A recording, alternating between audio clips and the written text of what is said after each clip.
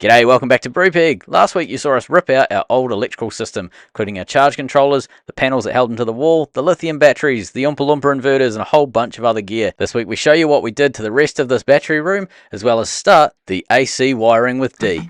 Brupeg was a sunken fishing trawler that was stripped out and ready for the scrapyard. She's just completed a 10-year rebuild that's brought her back to life. With the help of volunteers and funded by our Patreons, community and subscribers, she'll be crewed by passionate people from around the world. If you'd like to be involved and support the project, please consider joining us on Patreon or subscribe to the channel. There's a link in the description below. Alright, with that done, it's time to start building some cool little aluminium mounts. Now, Dee and Damon don't want the DIN rails on this swingable door. So what we're going to do, in the box here, I'm going to make a couple of aluminium brackets, top and bottom. And they're going to have little tags so we can screw it into the wood, two screws on either side. And then those aluminium beams are going to, this here will pot rivet to the aluminium beams. So what that means is when you open the door like I've done here, the DIN rails won't be attached to the door. They'll be fixed permanently to the cupboard over here. And the door itself will just close to form like a facade over top of them. So the reason they want to do that is because that way we don't have to have bending cables. If we've got fixed DIN rails, we can just mount the cables permanently and there's virtually no flex in anything. Cat has been awesome. She's chasing me around all day, like wanting to be played with and pets, and she's jumping in and out of her hiding chambers. The boat's in kind of chaos at the moment and she's loving it. She's like running through all of the boxes and the parts and the batteries, and she's having a great old time.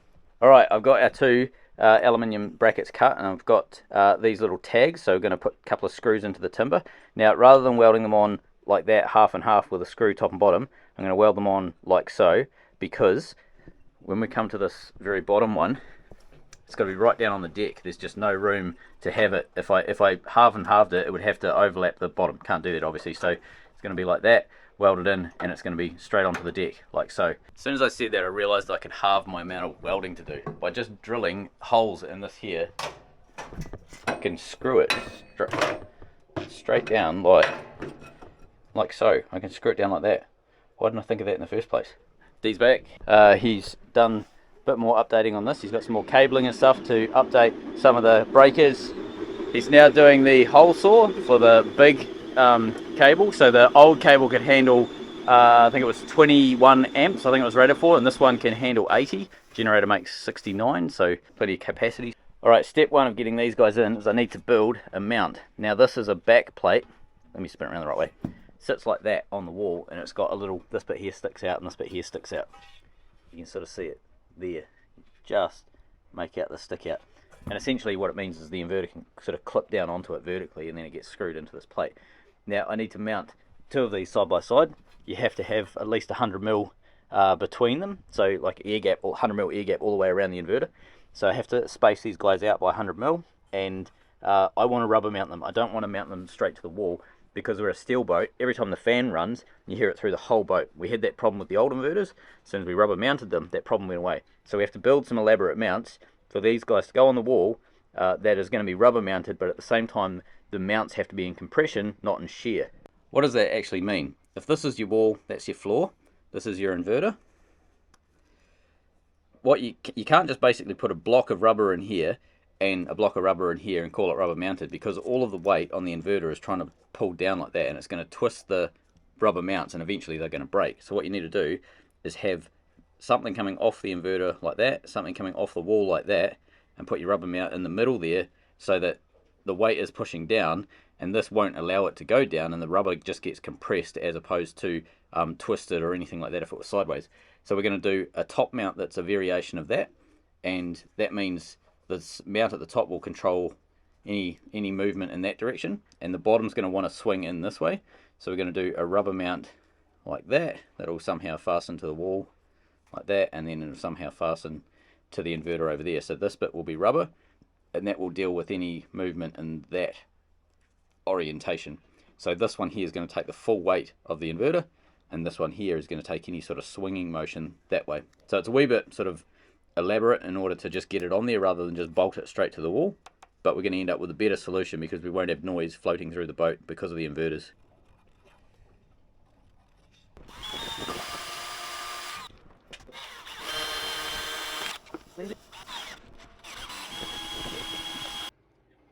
boat's sitting a little bit uneven, so Dame's filling up the portside water tank. Now that we have strategically broken a tap off in this aluminium, we're going to mount it differently. So what I need to do, I have to put I'm going to cut this, so it's 100mm, 4 inches, 100mm, 100mm. I need to make 3 mounts out of this stuff. It's quite thick, probably, I'm guessing 10mm by 75 by 75 angle, aluminium angle. I'm going to go over to Pat's boat and cut that up. I'll give it a clean up with a flapper so it's nice and clean and lovely. I'll weld it onto the back of this, so we've got our top mount. I'll grind that off and just get rid of it. That's irrelevant at this point.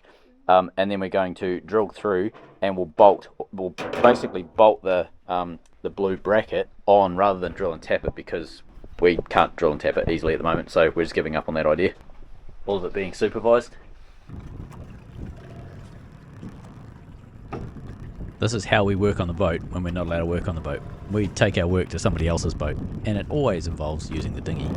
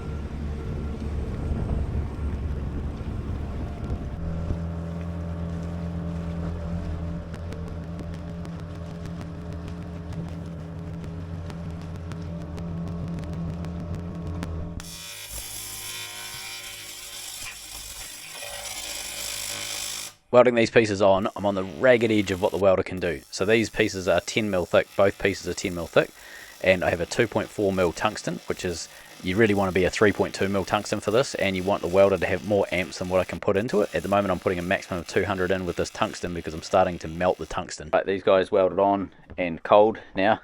We can start working with it. So we need to bolt the inverters to that side of the bracket, and on this side, got these big chunky engine mounts. They're going to drill through and sit, so it'll be like one there, there, and there, and that's going to be in compression, so not shear or anything like that, so they get basically squashed with the weight of the inverters. Got 3 of them. That's more than enough to take the weight of those guys. I think they're about 35-ish kgs each. I think these can handle about 60 or 70 kgs on their own, so more than enough with 3 of them. And then we'll use the little ones, have to make a little bracket, but these little ones will sit on the wall somehow. So, alright, let's crack on, get this one done. Brupeg is an independent channel, and as such we're 100% reliant on the generosity of our Patreons and our YouTube viewers to keep this beautiful boat progressing towards becoming a generosity boat. Point of Brupeg is to basically donate sea time to really worthy causes. If you'd like to be part of that, if you'd like to help support us, become a Patreon, we would love to have you on board. It's an incredible community that's wrapped around this boat. There's a link in the description below. For those that have signed up over the last couple of weeks, we're so incredibly grateful. It's your support that keeps us going. And if you're not in a position to financially support Brupeg, you can join Patreon for free and be notified when any of the behind the scenes content comes out that's not on YouTube. Thanks very much. We love having you with us. Because we're not allowed to do noisy work out the back there, because we're on the no working marina. This box is now actually an aluminium catch can for all of the shavings that come off drilling. So this is the mount that we have to build. All of those black dots are holes that we have to drill. So we're going to get that done. Then we can bolt the inverters to that mount and start test fitting it into the room. Remember, on this berth we are not allowed to make a lot of noise, work noise outside, so this is our solution.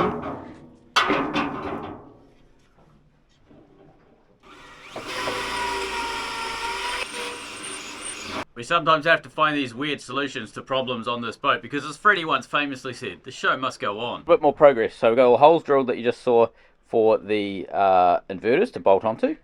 And then, so we've got one inverter there, the gap between the two, so that we've got some, like an air gap basically, so that we've got ventilation. On the back, we've got the mounts that were welded on that you saw before. Spin it around.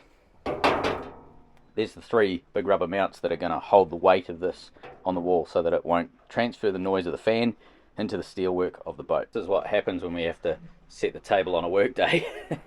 Everything just gets hauled down to this end. Speed lunch.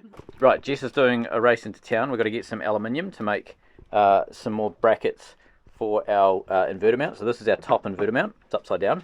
If you zoom into my little plan, you can see the top inverter mount sits like that with the rubber mount in the middle. And then we have an L bracket bolted to the wall down here, made out of exactly the same stuff, this big heavy 10mm angle. We're going to use these mounts here down the bottom to control basically the distance in here. But what we were thinking, we were going to put some sort of fancy bracket and all sorts of carry on. What we reckon is we can just bolt this straight to the wall, put a bit of threaded rod in here and do 2 nuts, and we can essentially adjust what we need to have that so that it's perfectly level, which is going to be awesome. So the best part is no part. So let's get that bolted to the wall and get some threaded rod in here. Progress update. D has got the brackets that we made earlier in. These are all obviously solid mounted in there. You can see they're kind of rigid in there now. Most of the wiring is done. These are our circuits, so all the different circuits in the boat that go to the various breakers. That's these guys. He's just organising over the back here. We're putting a hole over the back because we've got 6 of these inverter feed cables, these big 6mm square inverter feeds. So we've got 6 of those that go down there, D?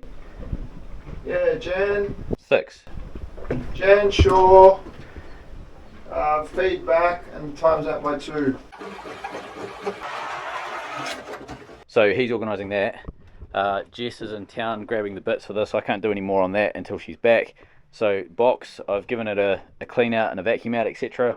I need to start getting this into where it's going to sit finally. However, I've never actually put this into the area where it's going to sit. So it's going to be a bit of a mission to get this in. Okay, go down.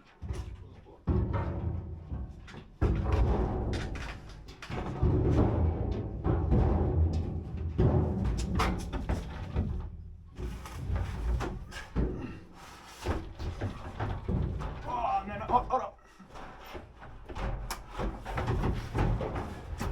I can lift the few guide. Yeah, nice. So it's got to go down there. So the seat's got to come out. Alright, seat's got to move. And I'll Yeah, you drop it down.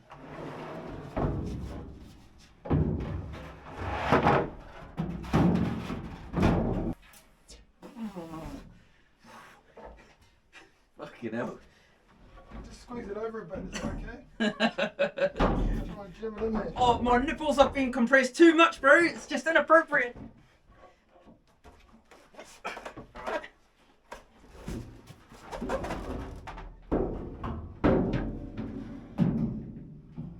Alright, fix, take it out. Brilliant. Dry fit done. Right, battery box does fit. There's not a lot of room, but it does fit. As you saw, it was a bit of a mission to get it in. So we've got about 100mm over that side because we've got cables going out and tacked onto that board. And then over here we have our fuses and isolators per battery, so there'll be 6 down there. And this here will be perspex with the batteries in there. But the plan, can we actually fit the batteries in with the box in that location? So let's try it. $5 says we can get them in. I'll take that back. Alright.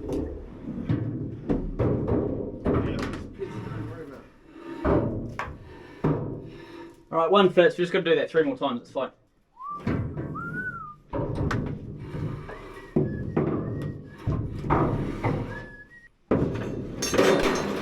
Dang. This will be the challenging one.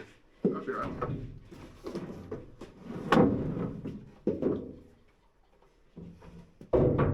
That one going backwards.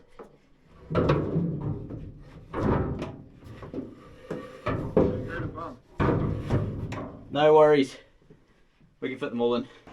While D and I are checking that these batteries actually fit into the aluminium battery box, Jess is in town at the local aluminium supplier getting a piece of angle for our new inverter bracket. Right, mount is ready to go. It's quite a beast really. So these brackets here, this is what Jess went into town for. So getting some of this, it's 80mm by 80mm by 10mm thick by 100mm in that dimension. I've got 2 8mm bolts that are going to bolt to the wall, and yeah, the inverters sit on that solid beam on this side, and that kicks it off the wall far enough that we can clear all the ribs. and these mounts are in compression. They may be too soft, we don't know yet, or put it in and see how they go, but they're easy enough to change if we need to change those out. So let's throw it in the hole, see if it actually works. On the back wall, beside the battery box, that's where the inverters are going to mount. So what we need to do is figure out exactly how high we have to mount this, because we need to basically get them as high as possible, but not so high that we stop convection, easy convection happening, because they need to dissipate heat upwards.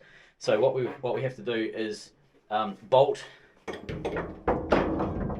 the cover, the blue back case thing, has to be bolted onto the aluminium, and then we have to make sure that this cover, which hangs down about 25mm from the bottom of the inverter, we need to make sure that this is about 100mm off the ground roughly, and if that gives us enough, we have to then check if that gives us enough vertical height, and if that's the case, that's where we're going to put the mounts. We have the blue thing bolted on, something like that. Oh. Okay, now I've got to figure out how to hold this up and mark it easy. Now whenever you're mounting these things, it's important to use the right equipment. In this case, we're obviously using a jam container because clearly that's the right height and the load rating's up to it. Actually, better check that. 90mm. We need to shim the jam container. Can I have something like hard toast or something about 10mm thick? What about this? Oh, brilliant.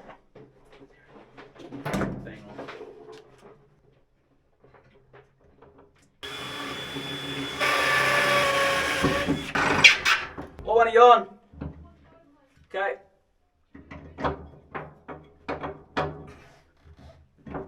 Can you wind the bottom one in? Okay, woo. Nip it up. Okay, woo. Bottom. Okay, that's it. Thanks. Okay, yep. Go nip it up. Yep. So this is in. It looks a bit floppy, but don't stress. The inverters aren't going to be flopping around like that. They're going to be just basically loaded down. Flop it for me? Floppy. Yeah, right. While I'm in the box getting these mounts for the inverter sorted, D is sorting out our new AC switchboard. We just plug the shore power in, put some earth temporarily. Shore power comes to here. Turn it on. We've got power there, and then it comes across to these links, which feeds the cables which are on the ground. And they're off, which is good. Comes across to the changeover switch, so generator neutral and generator live. 230, we should have nothing on there. I don't know which way it will be down to. 230. Oh, that's on. 230. Back in business. Yes, we've got power back on the boat. I think so. Yep. Brilliant.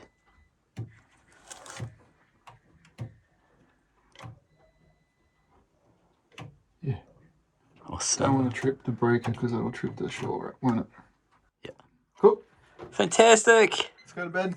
There's so much going on this morning. So we've got 160 gig of footage that we shot on Osmos and small cameras yesterday, which is an extraordinary amount of footage. It's probably about, I don't know, I'm guessing 5 or 6 hours of footage that Jess has to whittle down to 20 minutes.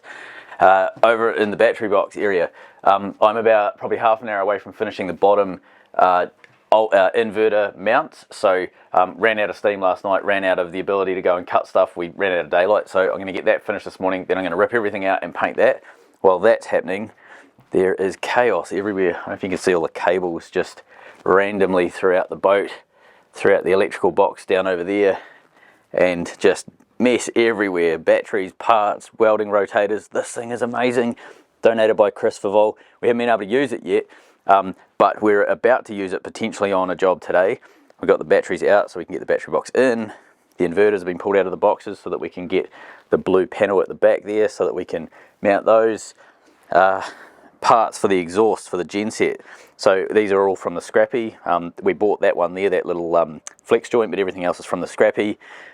D is working on that today. He's going to try and get the exhaust done on the genset because we're hoping to get the genset fired up today. We've got our 300mm cable tray. I need to cut that to size and put that in the battery box, but that happens after we paint.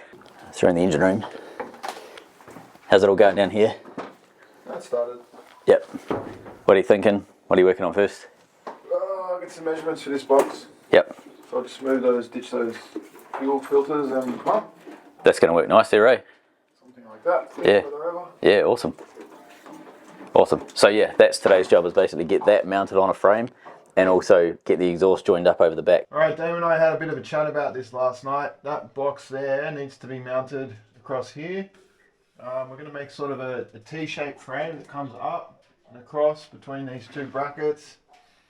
Out of stainless, I think it's 25 by 50 mil box section with a brace to stop it shaking. And these will get relocated onto that arm, maybe here somewhere. And we'll try and get the feed, which is in the corner, across down.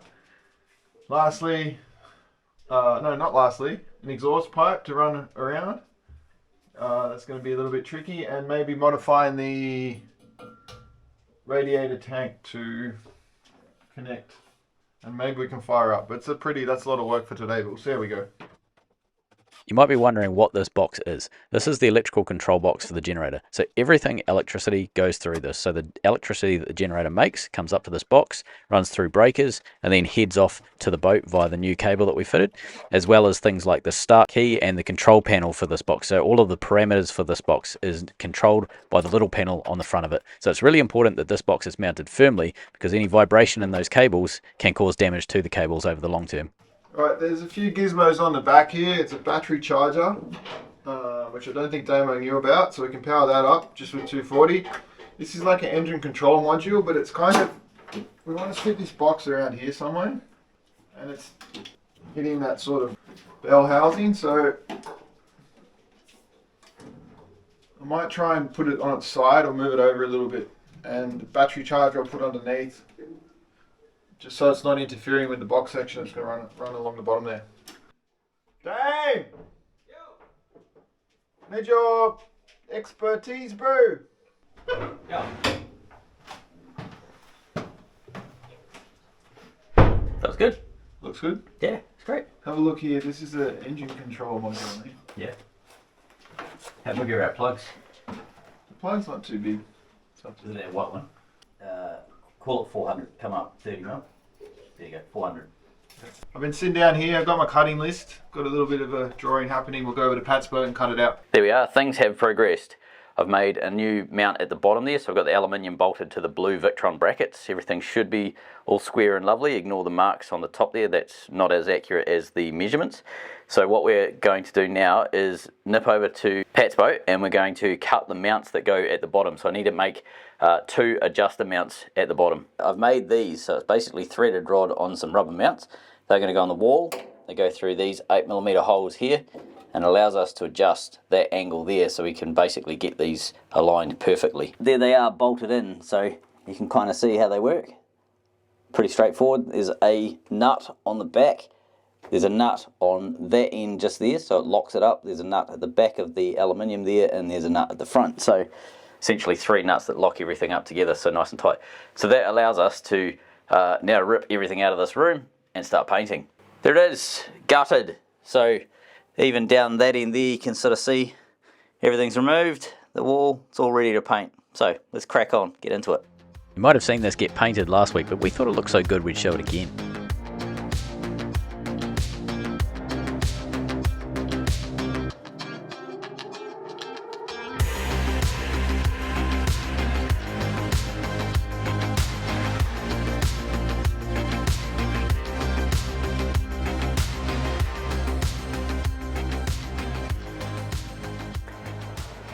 Look at that, resplendent in white. D is downstairs currently welding up a stainless frame that's going to hold the electrical control box for the genset. So once we've got that mounted, he can then do all of the wiring for the genset, and we can theoretically power the entire boat up running the genset. I'm going to focus on something else genset wise, probably exhaust right away. Get all of that done, and then we can basically start up running on the genset. That's a base plate for the short leg. The boat stops rocking. That's our side piece. What do they say? To assume makes an ass out of you and me. I measured this bolt and in, and then I measured from here to here, but I didn't measure this difference, and they're not square. This bolt's slightly further out than this one. So my plate is on the piss. If we've got a die grinder, I'll try and fix that. And so that's going to sit like that. That end's going to get smacked down, squared off. And a box is going to sit somewhere there, hopefully. That is the plan. Stan? So I'm just giving that a clean just to prep it up. Prior preparation prevents piss poor performance. Prevent standard Brupeg welding. Yeah. Watch me cook this. Fuck!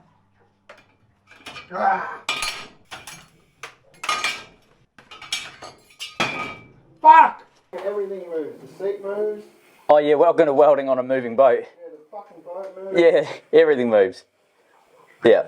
Right, well, while Weldertron 3000 over there figures out how to weld on a moving boat, I'm going to crack on and make a start on this exhaust. After some faffing around, he figured out his technique and made some beautiful welds. Look at this. This is the mount that Dee's been working on. Isn't that looking resplendent? So, fuel pump, the fuel filter hangs here, fuel pump hangs on those ones. Over here, that box there, the control box, basically sits in this area here, and this little bracket he's made here, that hangs, welds between that point there and underneath up here, and that triangulates it. It's already pretty stiff because it's nice and solid and everything. Look at the lovely welds. I've been working on this, a dry stack for the genset. So that was a standard flexi that came with it. I've added this guy in so that we've got a bit more as this jiggles around on its rubber mounts. We have more flexis in this than we do in our main engine because this is rubber mounted, main engine solid mounted. But what we need to do now is leave that, work at that end and start doing the S-bend over there so that we can link the two of them up. Give me a cuddle.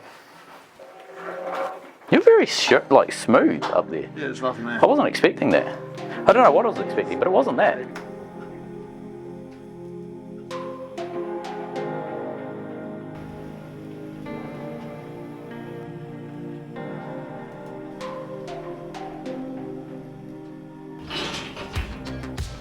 On the bench, I'm putting together a big loop. This is going to be the S-bend to catch all the water that may or may not come down the exhaust so that it doesn't get to the genset. Over the back, the mount for the box, that box there is off. It's sitting just here, but you can see he's got the triangulation in. Just have to weld that up. So two people trying to get the same welder at the moment. So we're just going to get this smashed out. Exactly, and then I'm going to disappear and cut this on Pat's boat while he welds the bracket up and get that mounted.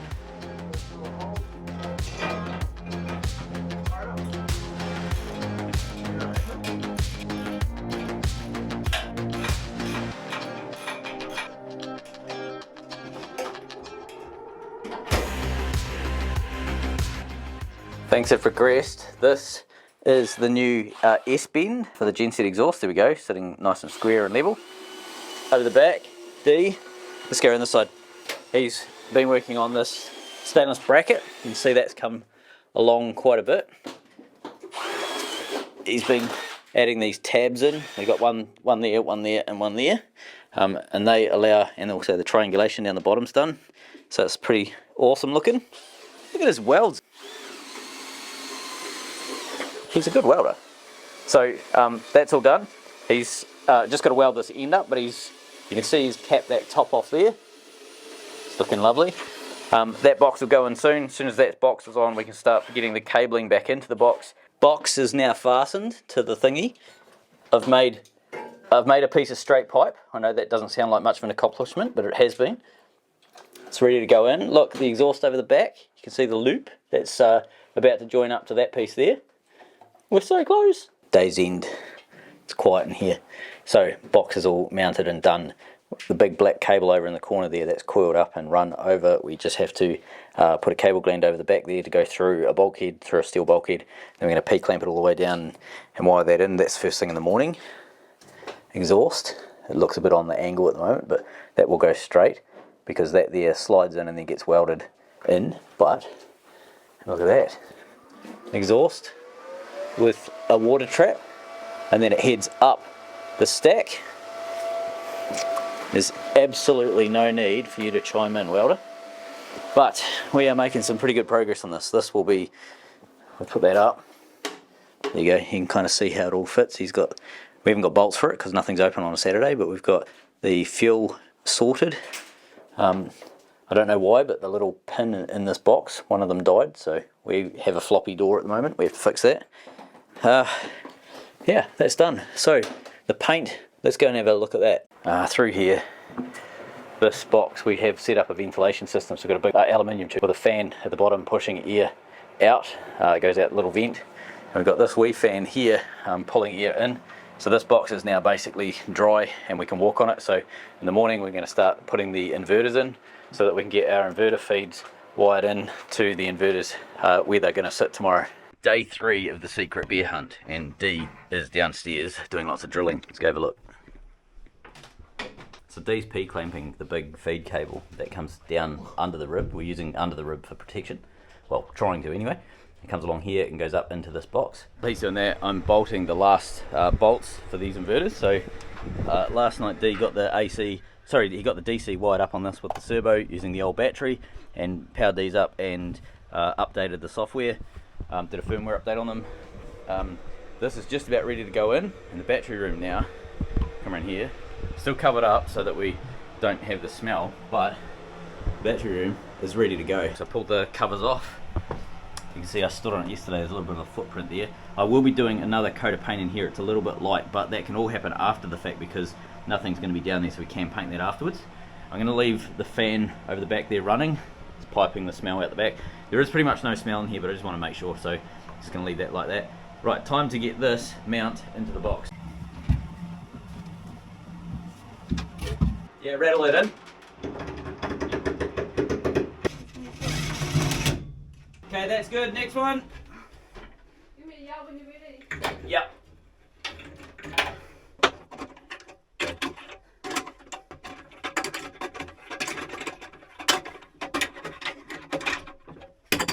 With Jess on the rattle gun in the saloon, we were able to tighten these mounts up nicely. That allowed us to drill the bottom mounts and then get the inverters in.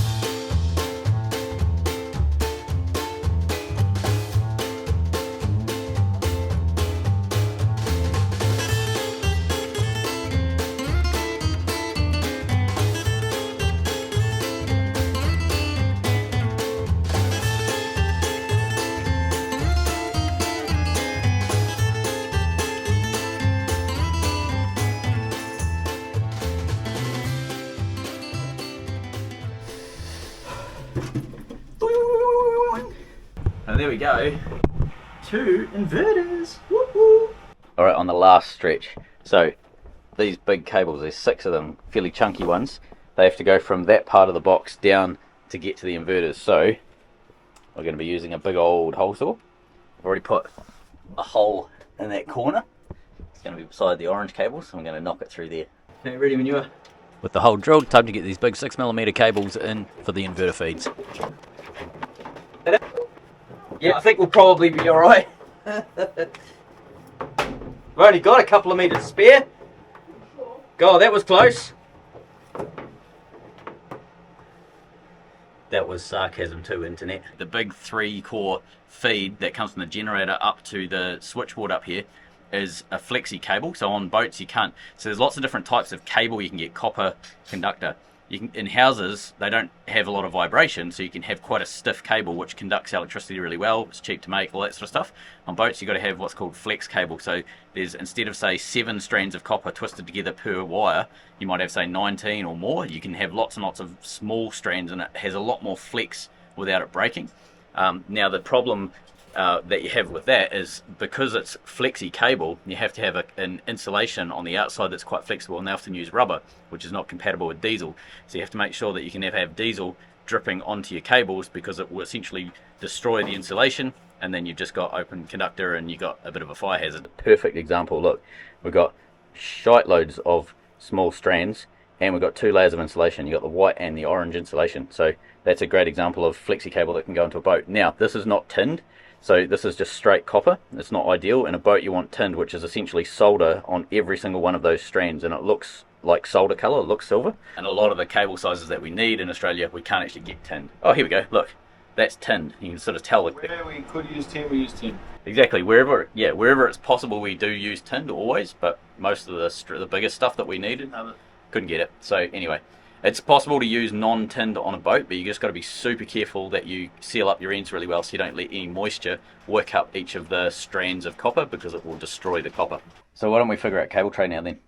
I've got 100mm, same as that stuff up there, and I've got 300mm, and I was thinking 300mm down the centre here, because that's got the bulk of, I think there's 8 cables that run there. It's probably overkill, probably don't need 300. Yeah. And then you've got your 6 plus 4 DC. So we've got 10 coming across there. Oh, you're thinking of using the 100 down on the ground here. Can we? Well, I was thinking of using the 300 because we've still got his 4. It's an absolute prick to try and cable tie because it's got the edge. Oh, gotcha. Aren't we Round it up. Aren't we doing it that way with the edge facing down?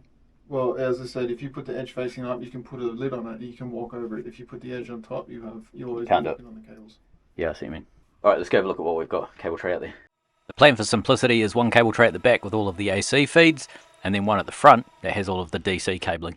Right, so he's got the cable tray over here drilled and tapped, but we haven't got bolts for it yet, so we're going to get them tomorrow. In the corner, vertical cable tray going down that lines up. So our AC feed is going to be along the back end of the inverters, and the DC feed is going to be along the front of the inverters.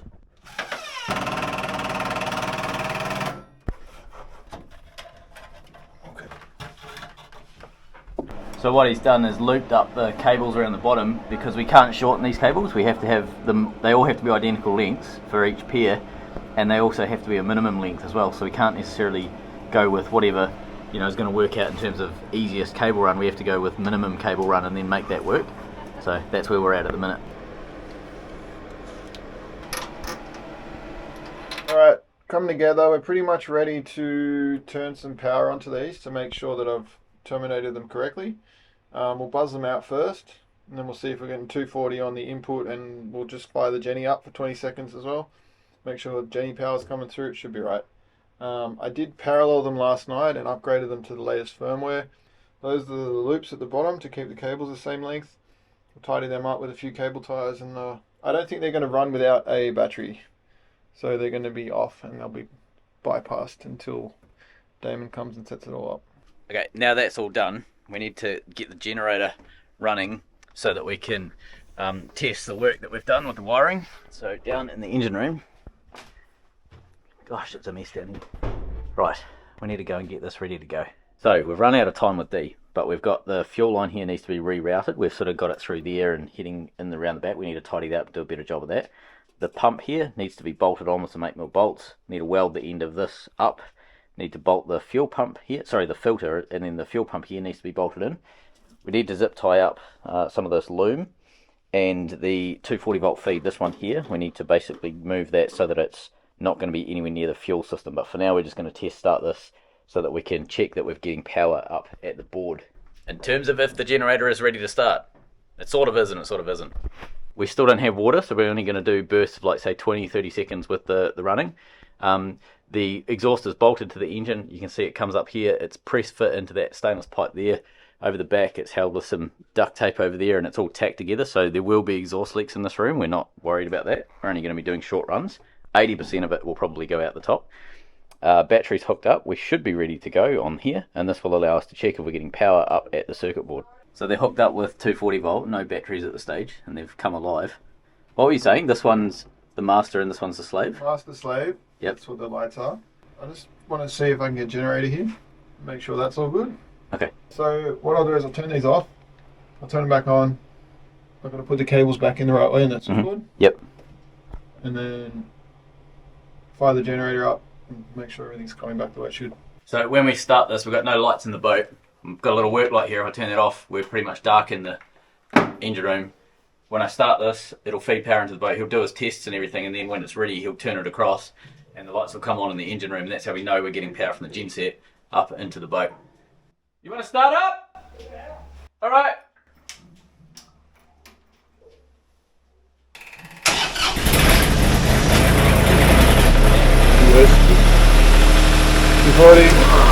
There we go.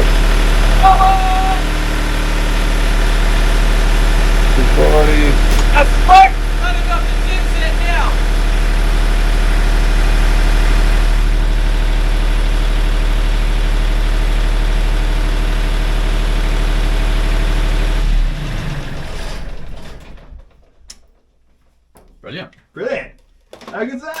95% of the exhaust went out the middle. Yeah. Yeah, that worked a treat. So that was going through the inverters. The power was going through the inverters. Okay, so genset through the board you made into the inverters into the boat. Last few zip ties going in, tidying up the wiring, but pretty much we're at the point where the AC is finished now. So there's a touch more work to do on that, but we can't do much of that until the DC gear is all installed. So all the batteries in the box and all the Victron parts, the BMS and the links, power in and distributors and all of that sort of jazz. That's happening in a week or two when Damon comes and does all of the connections.